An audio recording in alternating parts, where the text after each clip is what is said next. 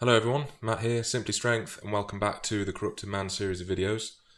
This series discusses individuals from past and present, both real and fictional, to illustrate the mistakes that can be made in life with respect to relationships, career and lifestyle.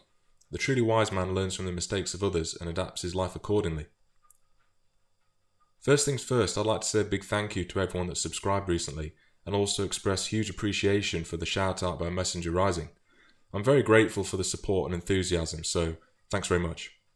Secondly, I'd like to direct you all to Truth Over Everything's second channel, Motivation in a Minute, link below.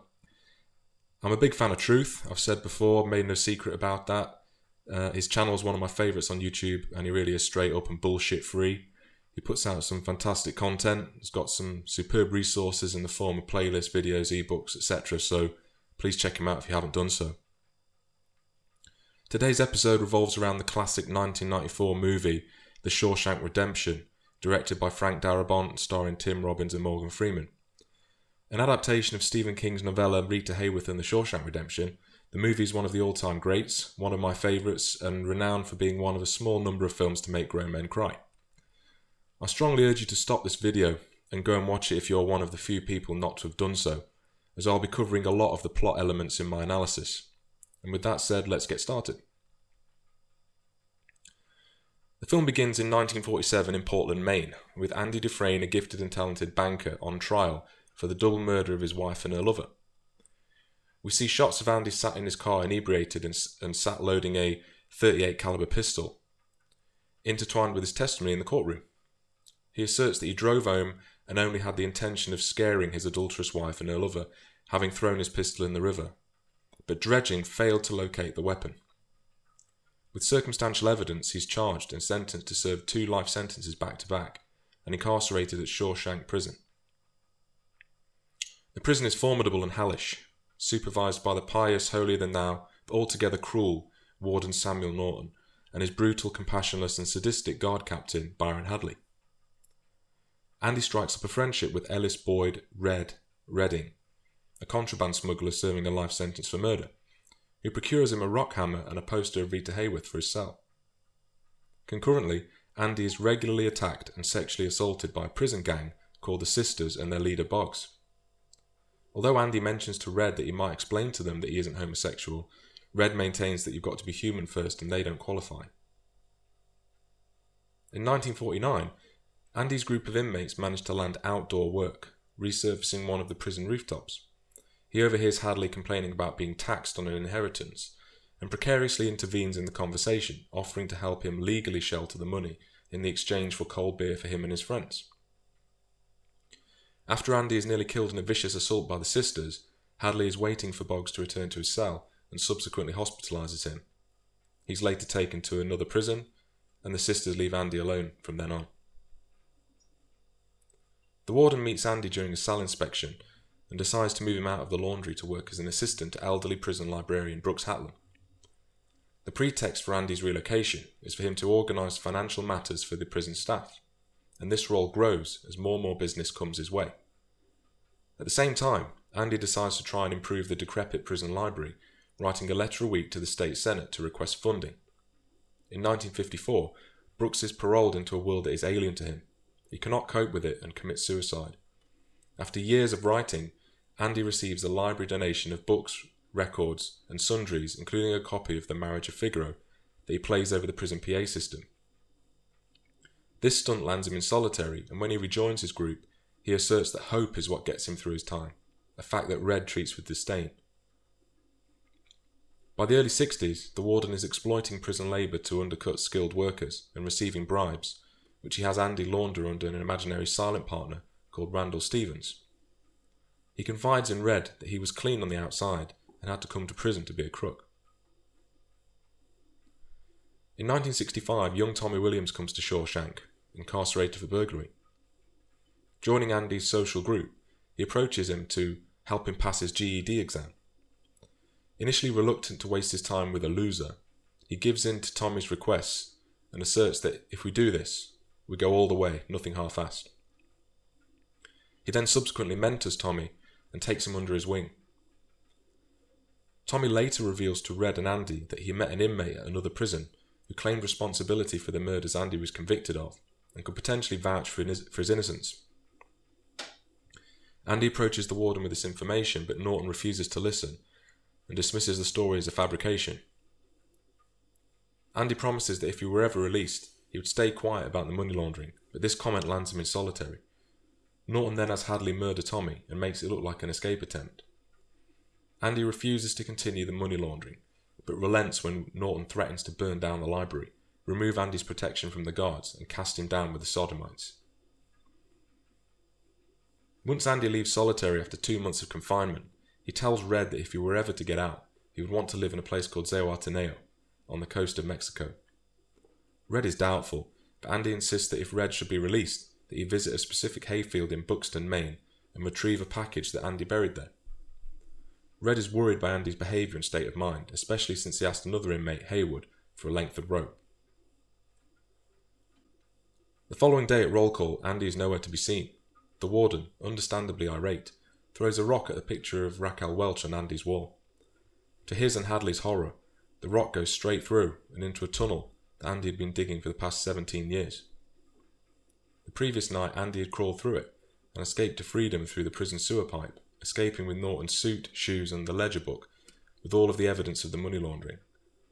Whilst the guards are searching for him that morning, he poses as Randall Stevens and collects all of the money that had been laundered as severance pay for his incarceration.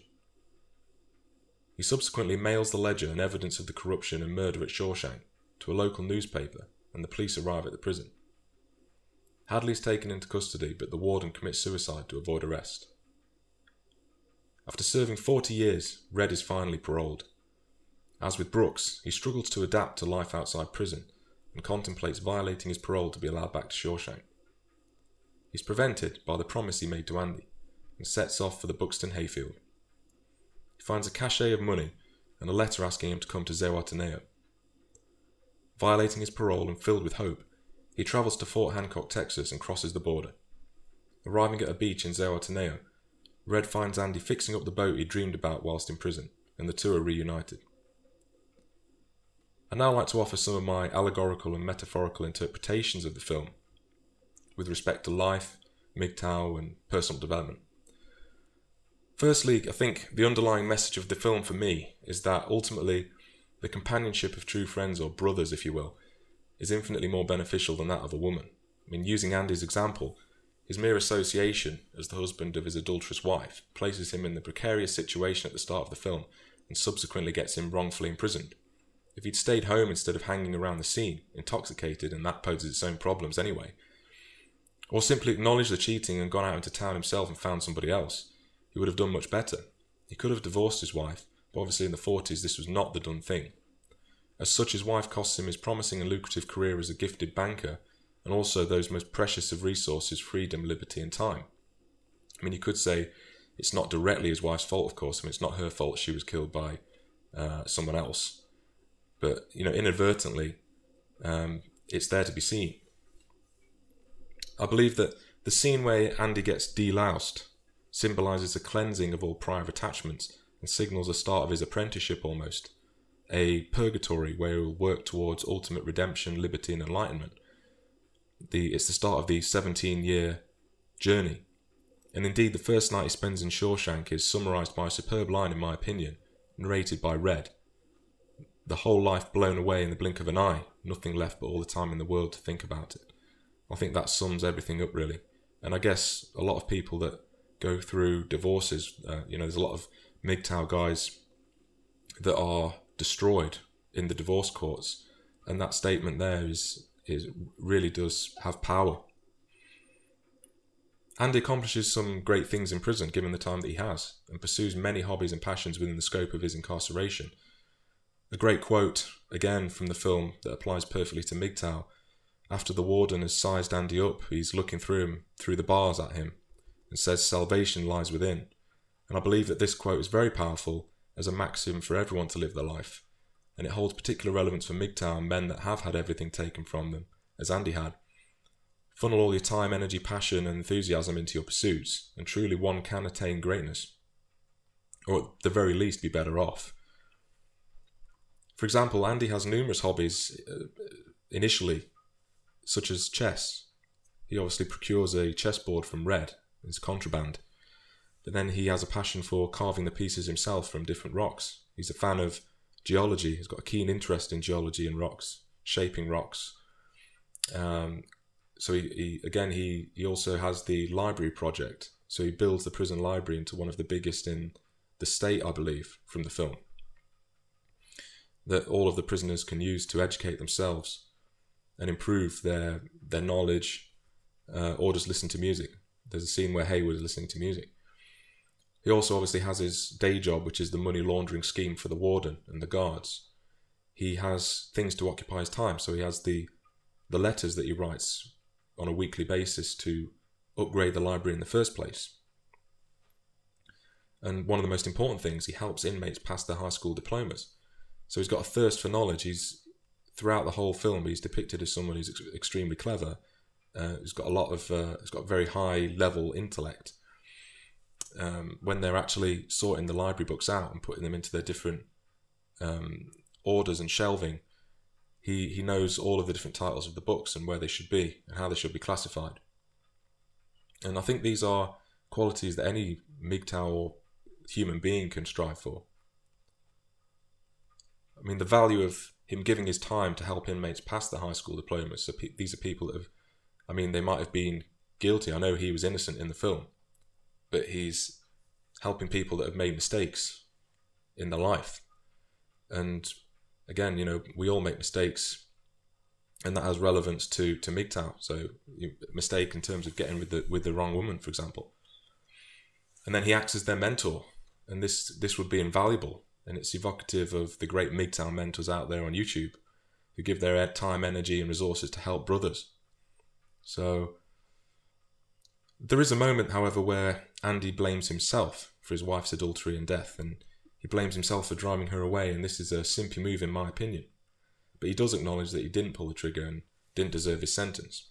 And ultimately, the money that he does get when he frees himself and he gets his ultimate liberation and salvation is